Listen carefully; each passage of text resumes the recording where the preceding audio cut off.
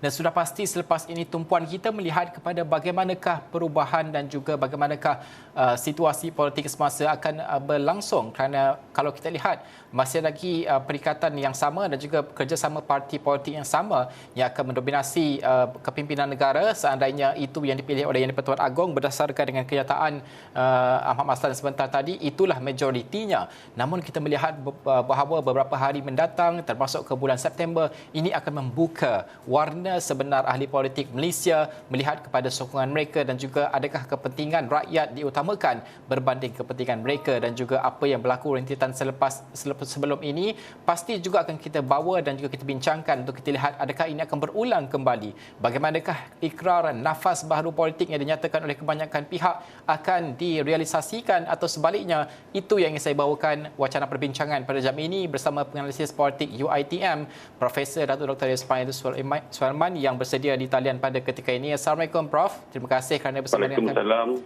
Baik, terima kasih kerana bersama dengan Astro Wani pada jam ini. Prof, pertama sekali untuk kita melihat bahawa ini adalah apa yang dipersetujui. Namun kalau kita melihat pula kenyataan yang dikeluarkan oleh Perikatan Nasional, di mana Perikatan Nasional bersetuju untuk menyokong Datuk Seri Ismail Sabri Yaakob sebagai calon Perdana Menteri ke-9. Namun bersyarat di mana PM menyatakan bahawa sekiranya dilantik sebagai Perdana Menteri yang di-Pertuan Agong, beliau hendaklah memastikan ahli jemaah menteri yang bakal dilantik nanti adalah terdiri daripada mereka yang berintegriti, beramanah dan bebas daripada sebarang pertuduhan jenayah di mahkamah. Baik, kalau kita menyingkap kembali apa yang berlaku sebelum ini, apa yang dinyatakan oleh Tan Sri Muhyiddin Yassin, beliau mengatakan bahawa ada gangguan individu-individu tertentu yang memaksa beliau, yang memahukan beliau untuk campur tangan urusan mahkamah. Bagaimanakah untuk kita mengelakkan atau kita memastikan bahawa tidak berulangnya perkara sebegini, kerana kerjasama ini masih lagi melibatkan individu yang sama, Prof? Okey, saya fikir bahawa sudah wujud sinar baru dalam politik Malaysia apabila Datuk Seri Ismail Sabri dijangka akan dilantik menjadi Perdana Menteri. Tapi bagaimanapun dia masih lagi perlu diabsahkan di dalam Parlimen dengan undi percaya yang akan dibuat apabila Parlimen bersidang insya-Allah mungkin hari Jumaat ni. Walaupun saya melihat bahawa ini satu senario yang perlu kita lihat, bahawa kita memang memerlukan seorang ketua negara atau Perdana Menteri yang betul-betul mempunyai integriti, berkebolehan memimpin dan dalam masa yang sama juga berjaya untuk menangani keadaan risiko seperti pandemik yang kita alami ini. Jadi saya fikir bahawa sepatutnya semua parti-parti politik, pemimpin-pemimpin parti politik mengenepikan terlebih dahulu persoalan kuasa, persoalan berpolitik bab masa ini. Dan arti kata lain, saya ingin mencadangkan kepada mereka buatlah sekarang ini kegiatan berpolitik, kerana tumpuan kita sebenarnya ialah untuk memastikan pandemik ini dapat dikurangkan. Pada hari ini dah menjangkau 23,000 kes baru. Jadi ini satu tanggungjawab kepada semua ahli parti politik matang untuk memastikan bahawa apa pun nama parti, apa pun falsafah, apa pun pendirian, marilah bersama-sama untuk memastikan kita kata orang bertungkus lumur untuk memastikan pandemik ini dapat dikurangkan. Ekonomi kita dapat dipulihkan. Jadi persoalan soal kluster mahkamah dan sebagainya, saya fikir itu tidak lagi akan wujud kerana mungkin entitinya berbeza.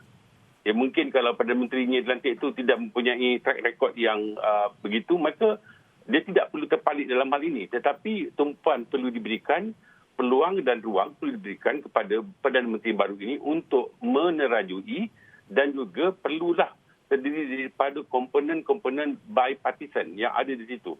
Maksudnya di situ oleh kerana wujudnya gabungan beberapa parti politik dijadikan satu sebagai pemerintah, maka saya percaya dan sudah ada konsensus dalam kalangan pemimpin mereka, meskipun terdiri daripada kata orang ahli menteri yang betul-betul berkaliber, bertanggungjawab, berdedikasi, tidak ada kata orang adanya wujud bias di sana sini. Yang pentingnya yang kita harap supaya tidak akan wujud lagi drama-drama politik sebelum ini. Itu yang paling penting, dan rakyat menuntut supaya kebajikan dan kesejahteraan rakyat itu diutamakan, bukan persoalan-persoalan politik yang selama ini dah berjalan sejak pada awal tahun hinggalah sekarang nampaknya masih lagi tidak berhenti dalam berpolitik. Prof, Datuk Seri Tajuddin Adnan mengatakan bahawa dalam pertemuan bersama dengan rakan media sebentar tadi mengatakan bahawa Perdana Menteri Datuk Seri yang baru ini yang sekiranya dilantik, Datuk Seri Ismail Sabri Yaakob, harus menjaga perasaan rakan kongsi dan tidak mengulangi kesilapan yang dilakukan Perikatan Nasional. Itu yang dikatakan beliau. Untuk menjaga perasaan ini, sudah pasti akan melibatkan juga tawar-menawar seperti apa yang kita saksikan Perikatan Nasional lakukan sebelum ini. Bagaimanakah ini adalah nafas baru politik dan juga apakah bentuk perbezaannya yang pada pandangan Prof akan berlaku? Itulah anjuran politik bipartisan atau bipartisan, iaitu mengenepikan persoalan prinsip perbezaan parti politik, tetapi matlamatnya adalah untuk kebajikan rakyat. Ini yang perlu anjuran baru ini. Sebabnya saya fikir bahawa persoalan-persoalan personal, persoalan-persoalan dari segi tawar-menawar itu tidak sepatutnya wujud. Kalau semuanya telah menerima taklimat daripada Duli Yang Maha Mulia Agong tentang kenapa semua ahli parlimen perlu merujuk dan jumpa pada baginda pada hari ini dan juga melalui online pada Sabah Sarawak, bermaksud kita nak supaya negara ini berikan tumpuan sepenuhnya kepada kemaslahatan rakyat. Sebabnya persoalan dari segi tawar-menawar itu telah pun dibuat secara terbuka. Sebelum ini, Perdana Menteri sebelum ini pun telah membuat tawaran secara terbuka. Jadi tidak ada persoalan sulit di situ. Maksudnya, kalau semuanya mengikuti perkembangan pada 2 hari lepas, saya rasa bekas Perdana Menteri yang lama ini telah pun mengemukakan, menawarkan diri untuk bekerjasama. Marilah bersama-sama untuk bekerjasama, tapi tidak mendapat sambutan. Maka akhirnya beliau meletak jawatan. Tetapi dengan era baru ini, saya fikir bahawa dia mendapat kepercayaan. Sebabnya kalau jumlah 114 tadi itu kekal hinggalah pada parlimen pada hari Jumaat ini, maka saya fikir bahawa persoalan itu telah menjadi satu yang jitu dan ketentuan itu perlu dibuat. Dan saya fikir bahawa jangan lagi nak mempersoalkan persoalan-persoalan kuasa di sini. Once bila dapat jawatan dalam menteri sebagai contoh ataupun ahli kabinet, jalankanlah tugas sebaik mungkin.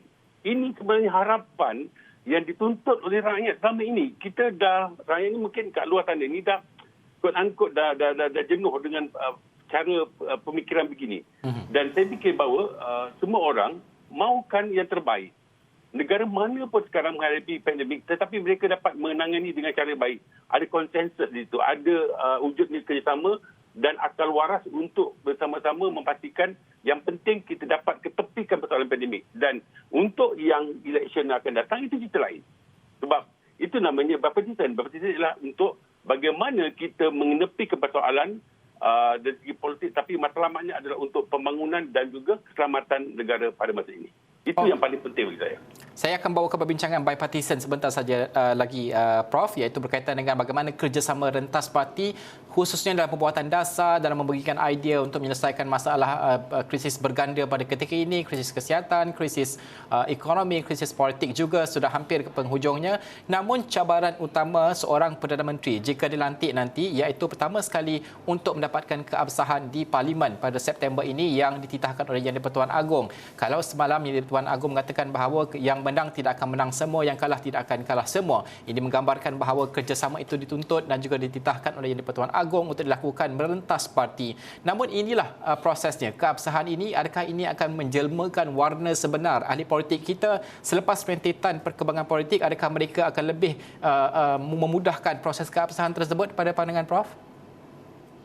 Kita fikir bahawa sudah sampai masanya ketepikan persoalan-persoalan berulang. Maksudnya kita dah masuk pada era episod pilihan raya yang lepas, dah jadi 3 pemerintah. Jadi saya rasa sekarang ni kita ditekan dengan isu pandemik. Sebabnya konsep bipartisan tadi yang saya katakan tadi itu ialah kita nak supaya dapat direalisasikan. Kita tak mahu lagi dengan momok politik asabiah pada satu-satu parti. Kalau contohnya dalam 114 tadi tu, wujudnya di situ ada UMNO, ada PAS, ada PN, kemudian ada parti gabungan parti Sabah Sarawak dan juga Bebas dan sebagainya, jumlah 114. Saya fikir mungkin 2-3 hari ini kalau seandainya dibawa ke parlimen, mungkin telah wujud satu pemikiran baru, maka tidak jadi masalah untuk ahli parlimen mungkin menukar fikiran mereka untuk bersama-sama memastikan Malaysia yang kita sayangi ini dapat melaksanakan tugas dan juga tanggungjawab. Sebab tugas seorang ahli parlimen bukan hanya untuk berpolitik. Tetapi setelah kita buat PRU lepas, banyak perkara-perkara yang dibuat dalam janji-janji tidak dapat dilunaskan hingga sekarang. Jadi peranan wakil rakyat ini bagaimana? Soal ekonomi, soal orang hilang pekerjaan kat luar sana. Banyak orang yang telah tertekan dan hilang mata pencarian dia kerana COVID. Kemudian anak-anak sekolah masih lagi berada di rumah, tidak pergi sekolah. Saya sebagai tenaga pengajar masih mengajar secara online. Hingga sekarang tak pernah jumpa pelajar. Perkara-perkara ini sepatutnya menjadi keutamaan. Ini perkara-perkara sepatutnya diberikan struktur yang terbaik untuk memimpin sebuah negara. Dan saya fikir bahawa semua menteri ataupun semua ahli parlimen sepatutnya memberikan kerjasama kepada Perdana Menteri yang baru dilantik ini. Jangan lagi nak ungkit-ungkit benda-benda yang bukan-bukan. Kadang-kadang apabila kita lihat di dalam persidangan parlimen, kita rasa macam kualiti perdebatan itu tidak menjadi satu yang mendukung kematangan seorang ahli politik di situ. Maka saya fikir bahawa perkara-perkara ini perlu dilihat sekali lagi, rethinking that you are as a member of parliament mestilah menjadi seorang yang contoh terbaik, teladan kepada rakyat.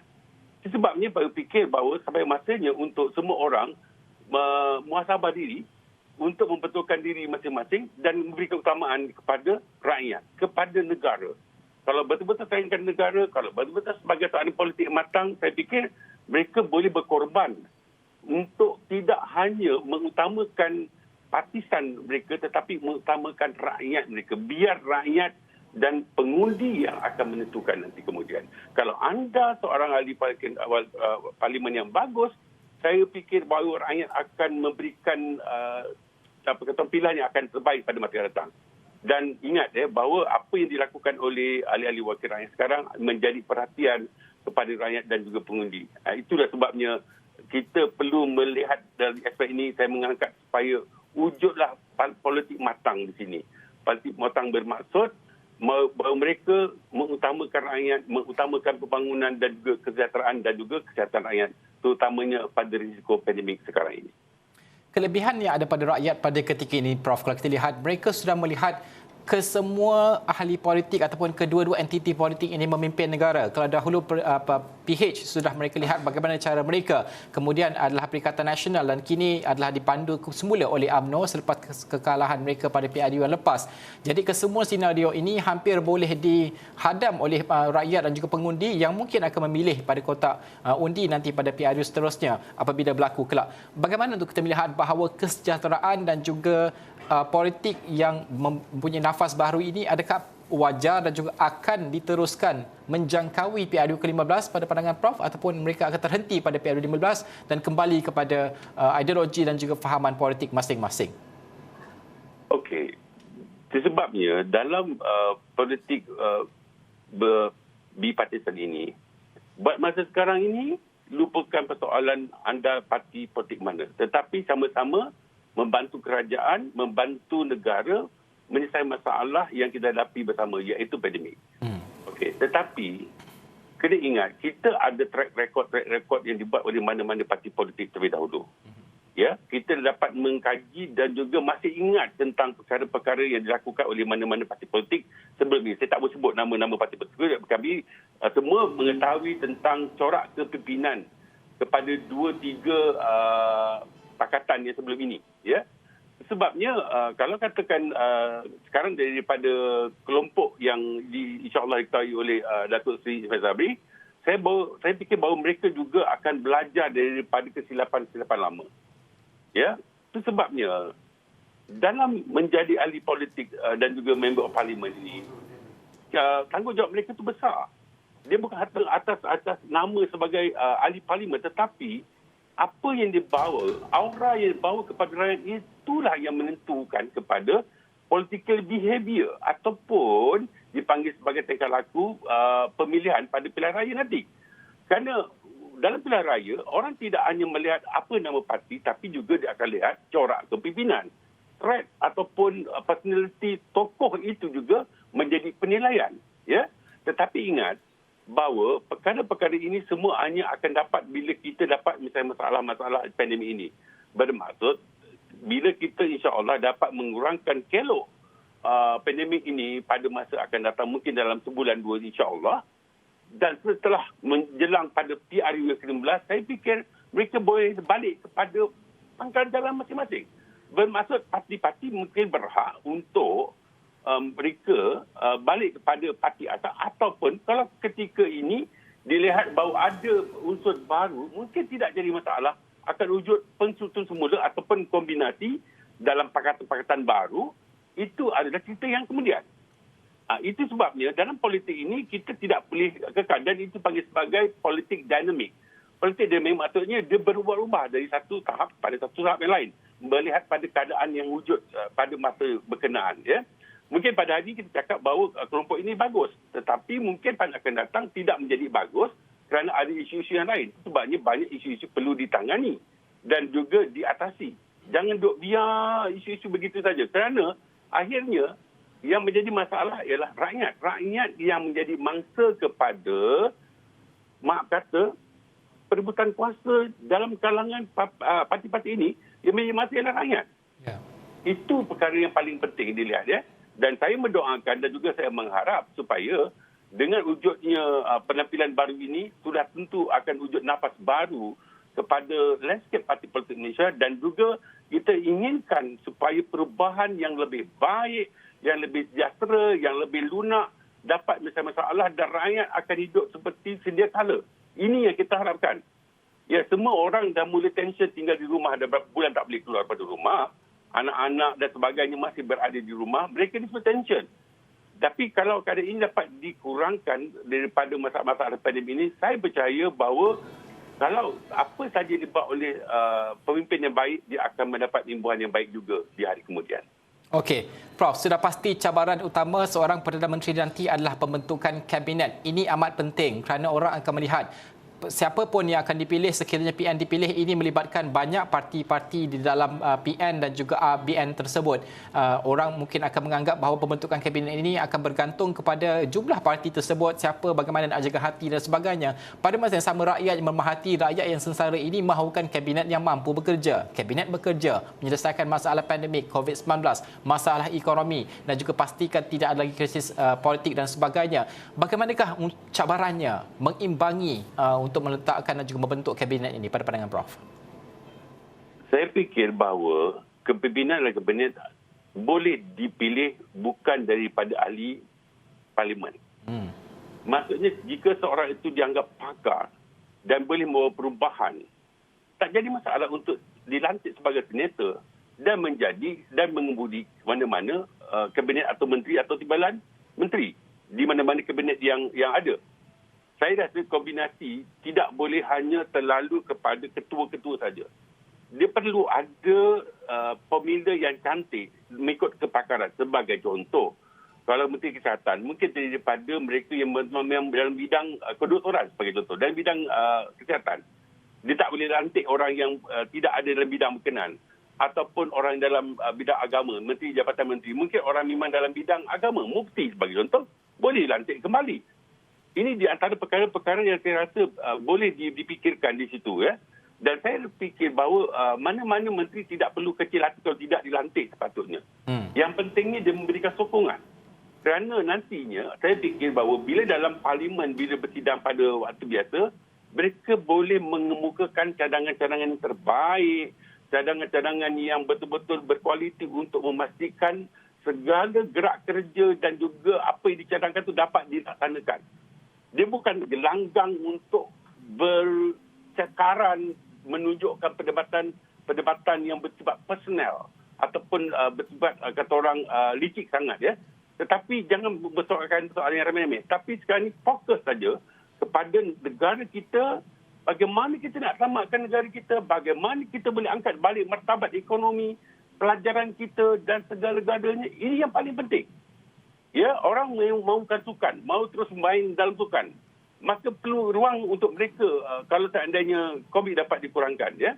Kita boleh belajar daripada negara-negara lain contohnya. Ya, bila vaksin ini dah dapat dilaksanakan. Contohnya, kalau ikut terenggak kita, sekarang vaksin kita dalam 45% dah second dose. Ya. Kalau katakan dah sampai tahap 60% atau 80%, saya rasa ruang-ruang tertentu boleh dibuka untuk kita mengendalikan hidup seperti biasa sedia kala. Ini perkara-perkara yang perlu kita lihat. Sebab kita tidak boleh menjadikan COVID ini sebagai lawan. Sekarang COVID adalah teman kita.